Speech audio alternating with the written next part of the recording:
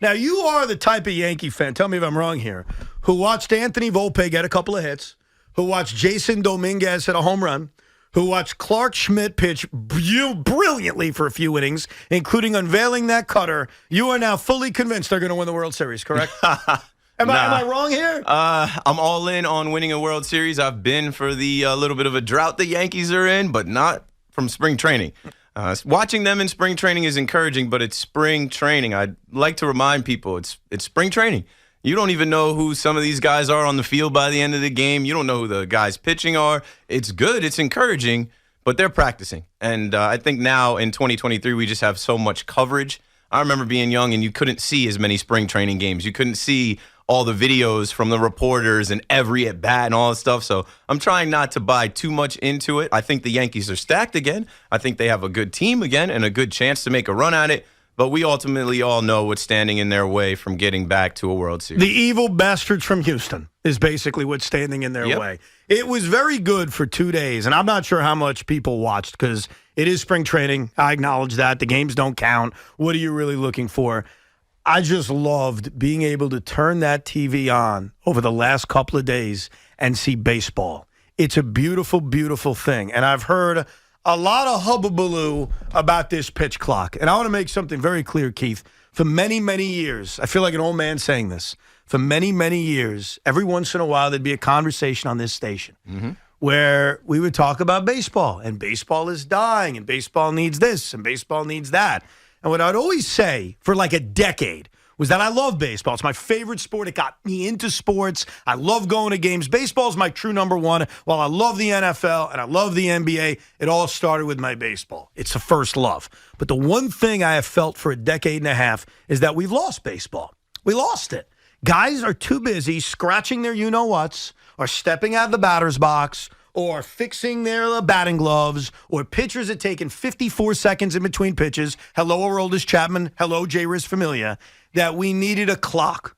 So what I witnessed over the last 48 hours actually made me teary-eyed. Because for a long time, bro, I'm telling you, this is something I wanted so passionately because it's so needed.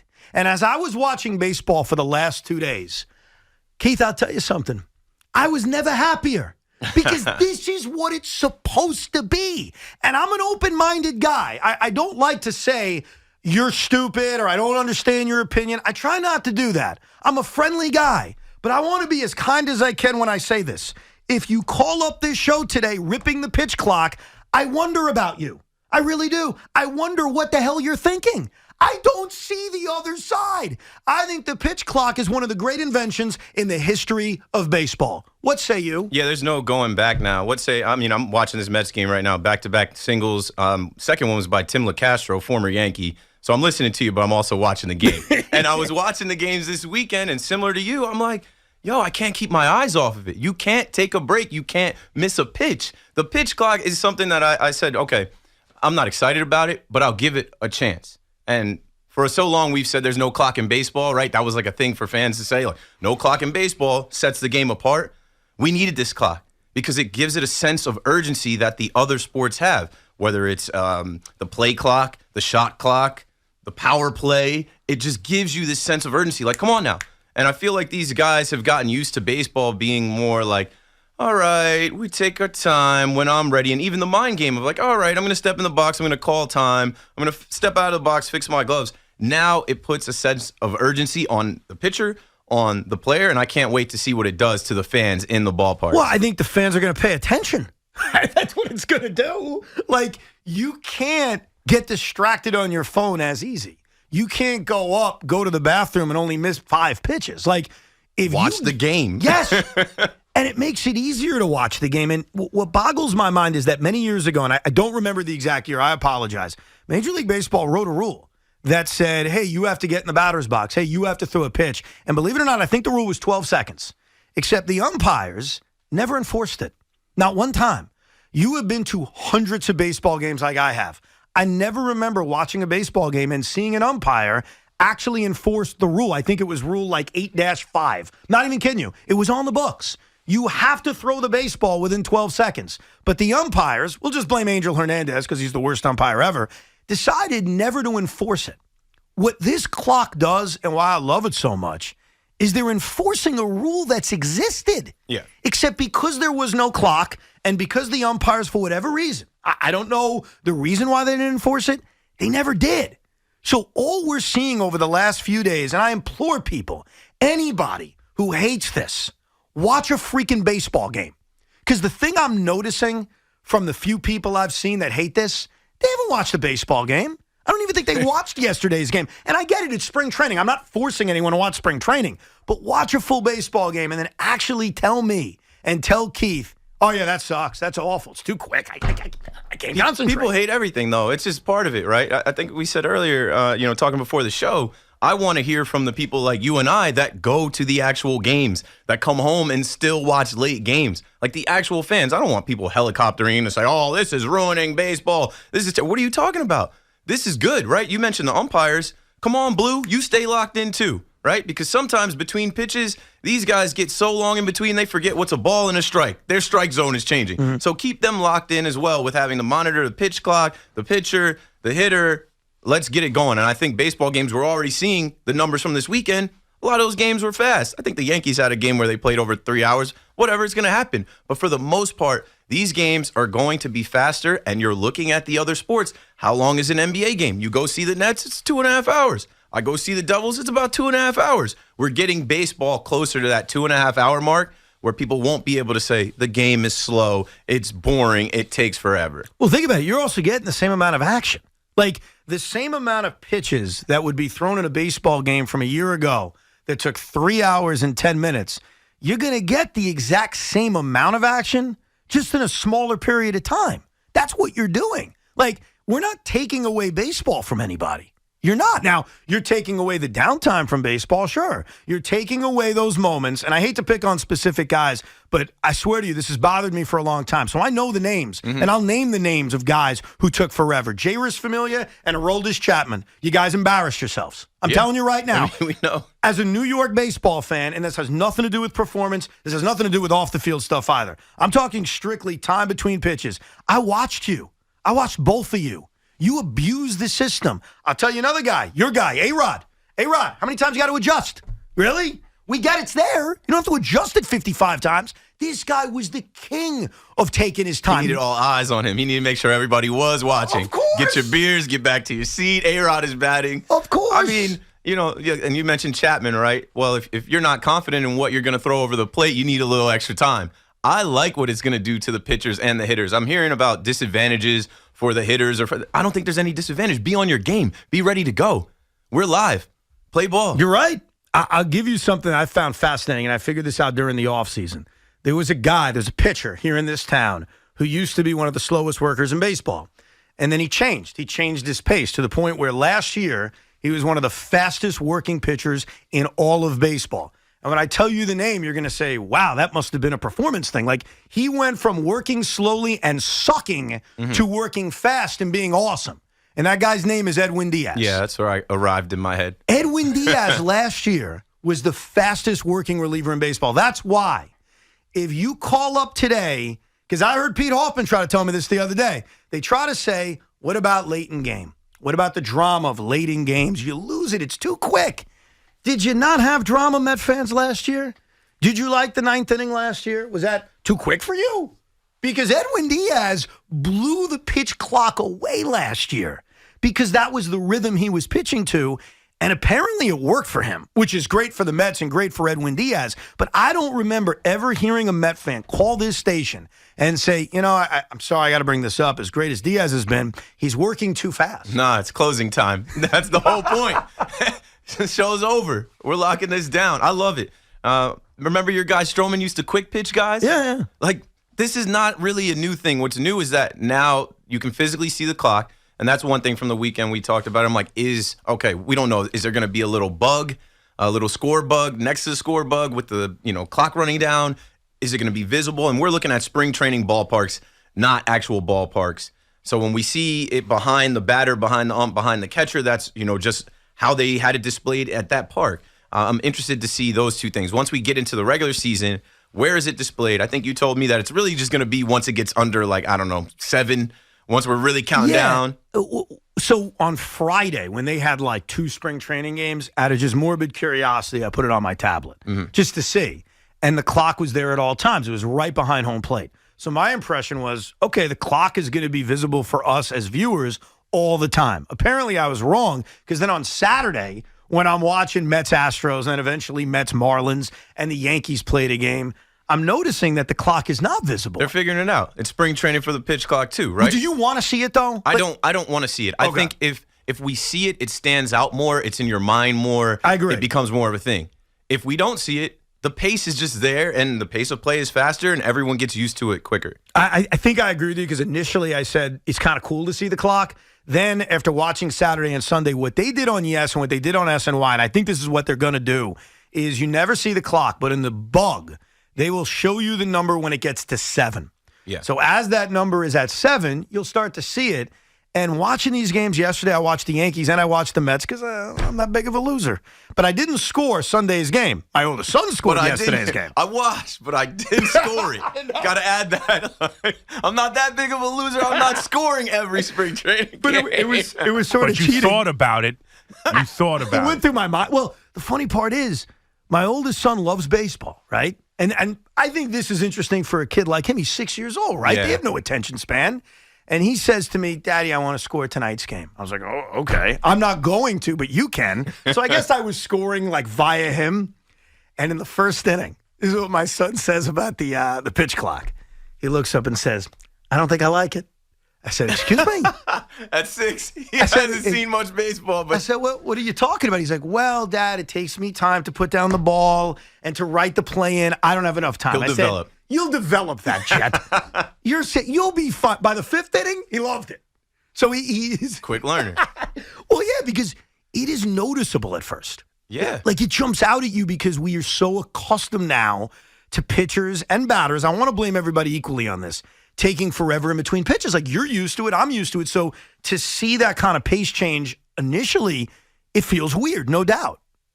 In my house, I'm like doing laundry, cleaning up, and I think someone walked. Maybe it was Oswaldo Cabrera. And I'm like, wait, I missed that. Like, you have to watch the game, because a 5-pitch walk can happen that fast. You can't look away. You can't go check on the dryer, because you're going to miss pitches. And I like that. Baseball is a game where, like I said, I feel like you give these guys an inch, they take a mile, right? And it's all a mind game. Let's throw off this pitcher's timing. Let's mess with this guy. Let's step out. Let's go. Let's throw the pitch over the plate. Let's get action. And with these new rules, I think it's going to be an exciting season. And we're stepping into the future of baseball, which has been needed for a long time. No doubt. And look, there's a lot of things in baseball that you and I would disagree about. I'm just assuming, because you're a Yankee fan, that you probably always wanted the DH to come to the National League. I've just never really had a hard stance on it. Okay, fair enough. I know some people, no, you can't ruin National League Baseball. This has been, but like, what do you, okay, so here's a perfect example for you. Masahiro Tanaka against the Mets gets on base. I think he strained both his hamstrings running around. I don't want to see these pitchers get put in athletic positions where they have to hit, where they have to steal bases, where they have to run. Let these guys focus on pitching, and let the professional hitters be the hitters. See, I disagree with you, and I'm not going to relitigate the DH debate, but I understood where you were coming from. I lost the debate, okay? The DH is now taking over the National League, and I've accepted it. I don't really have any other choice. But I used to fight and argue with guys and gals about the DH. I would argue even about interleague play. But I could see your side of things. I want to be as nice as I can when I say this. I don't see the other side of the pitch clock. I've heard people try to make points, and I think all their points are flawed. I don't mean to sound like a jackass, but it's true. Like, these people, I haven't heard one viable response. They hate to hate. They have to counter. They can't like it. I think I heard a caller today talk about, like baseball's supposed to be. I don't care what it's supposed to be. We're moving into the future. There's going to be no more Sundays of you just listening to the radio and there's a minute between pitches because this guy stepped out. This pitcher needs a new ball. We saw that with Karinchak from Cleveland. He tried to, I need a new ball. Hey, it's spring training for the pitch clock as well. And then I also heard that the World Baseball Classic is not going to have the pitch clock and the new rules. Yes. So that's kind of counterproductive to the guys going and playing in that tournament and then having less time adapting and then stepping right into Major League Baseball. So, I'm going to give you a weird view on why no rules for the WBC is the best thing that could ever happen. Mm-hmm. For anybody out there right now that thinks I'm crazy or Keith's crazy and hates the pitch clock, Watch the World Baseball Classic. I want you to watch it. I want you to watch that after you watch the spring training game or two. Then I want you to come back and watch spring training again. And I dare you, I defy you to say that was better baseball. You won't. You won't say it because it's not true. Because it's going to take an hour and a half every time a Cuban pitcher wants to change pitches. I've seen it. And that's what it is, too, right? We're taking teams from Japan, the Netherlands, Mexico, Cuba, the Dominican, like all of these different players from different countries. You can't implement Major League Baseball's new rules on these guys. But 100%. I'm 100% with you. When we do watch from March 8th on the World Baseball Classic and we get to see the contrast, the difference, give it a couple weeks. And it's like 2 weeks from now, not even. March 8th is the week after this one. We will now be accustomed. Your eyes and your mind, it's going to be trained quickly. We will be accustomed to how fast the game is, or at least how much action we get.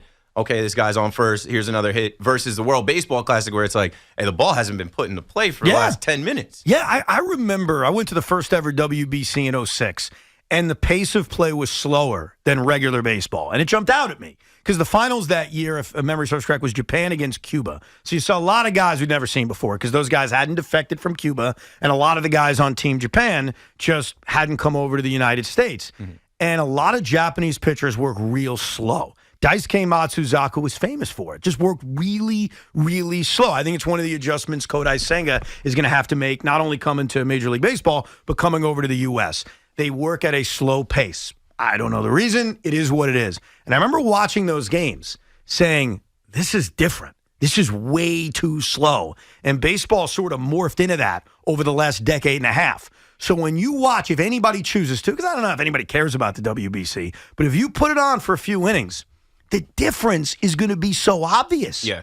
And the other thing people could do, and I'm crazy enough where I've done this, watch old games. Put a game on from 20, 30 years ago. Dude, the pace of play was different. Yeah, they're getting after it because they're competing. Right? And I want to throw a strike. I want to get you out. I want to work quickly, especially if you're a pitcher in a groove, or if you're a hitter coming back to the plate and you saw the ball, your first at bat, you're feeling good about yourself, you want to get back in the box. The one thing I don't like. Go. What do you not like? I enjoy walk-up songs. I enjoy Yankee Stadium turning up. Number 99, Aaron Judge. And you hear Pop Smoke, I'm the king of New York, Mellow. Like everybody has a moment as Judge is like, and like Judge, like just using him as the example, he like has this like strut to him. It's not a cocky strut. It's just like, I know I'm the boss. I know I'm the man out here. And then he comes to the plate, and then everybody's locked in because you know he's going to do something like hit a home run or extra base hit. Them rushing these guys to the plate, I think that at least like let us get the walk-up songs. Don't shorten the walk-up songs. Let these guys get their time to step up to the plate, and don't cut that shorter. Yeah, you know what's funny? I think the number's 30 seconds in between batters. I don't have a problem with that. Like, that's fine because I never thought that was an issue. Like, watching baseball over the last decade and a half, I never thought there's too much time between batters. I always thought there was too much time in between pitches. Mm-hmm. So if you want to give guys more time so they could dance their way to home plate to their walk-up song, that's fine. I'm not going to argue about that. I enjoy that. I think that's a part of the game that we don't need to take any time from. I get speeding it up, but speed it up, like you said, in between pitches. That's where we can really, like, put a sense of urgency. That's all this is to me. Watching it, and, you know, I'm a new hockey fan. What like got me about hockey, going to see it live, you can't look at your phone. You can't look down. You're right. Somebody's firing that puck. Someone's got a feed to another guy and an assist, boom, and it's like you missed it if you look down for a second. In baseball, it's going to become more like must-see TV, and I can't wait to see what it's like in the ballpark. I told you the Bleacher Creature's going to be out there. There's going to be 20 seconds on the clock. Bleacher Creature's going to be like 10, 9, 8. Well, I love the fact that Max Scherzer right off the top is telling you his strategy, and we saw it yesterday where a batter gets one timeout. So they use their timeout early in the at-bat. They've got to be set by the 8-second mark. So they've used their timeout. Batter's set at the 8-second mark. And Max Scherzer now owns the hitter. Mm-hmm. He stands there and decides, when in these 8 seconds do I want to pitch? He can't call timeout again, so he waits on me. And that's like the new cat and mouse game. Like, everybody loves cat and mouse games in baseball. There's a new cat and mouse game. It's a new strategy to baseball. And I'm loving it. I thought the last 48 hours of baseball was so needed. And I can't wait to watch it in the regular season because I think it was necessary. And I'm so glad it's happened. And I think anybody out there right now that doesn't love it, you're going to realize real soon how wrong you are. It's the greatest change to baseball in the last 40 years. And I use 40 years because that's my time, I guess, on this earth as a baseball fan. I'm about to turn 40. There's nothing they've done, certainly not interleague play, the DH, the expansion of the wild card. Nothing has been as good as this. Yeah, it creates excitement around the game. People that don't really watch the game are like, oh, new clock, pitch clock? Oh, let me watch a little bit and let me see what's going on. There's all these people tweeting about this. And why I just pointed to the TV, shout out to Tony Rasiopi. Tony Rasiopi is a quarterback coach. He's at the Met game, Mets fan, with his entire family. Shout out to his wife and his 2 kids. Look at that. Tony Rasiopi, a guy I looked up to. I went to see him down at Rowan years ago. He is a quarterback coach that coached Kenny Pickett, and I'm connected to from Ocean Township High School. Kenny Pickett, I played quarterback. I like to tell people I crawled so Kenny could walk. Or better yet, I walked so Kenny could run. You could also claim you discovered Kenny Pickett. You go with that. I knew about him when he was 11 coming to Big Red football camp. I'm on with Evan, and I look at the TV, and it's hard for me to not watch this Mets game right now. I'm paying attention. Look at you. And the camera goes to the crowd, and our old pal, well, my pal, Tony Rasiopi, who is a quarterback coach, QB guru, who definitely helped Kenny Pickett, was with Kenny Pickett at the Combine last year, throwing in the hallways. We're coming up on the Combine. That was a cool moment for me to see a guy from my town on screen. And he's getting to do what every person should do once in their life. Hang out at spring training and watch meaningless baseball. Wish I could go. Wish I could be down there. Me too. Life has changed, so I don't do it very much often, that's for sure. We'll get your calls on this. Jacob deGrom fed the animals. We'll get to that coming up.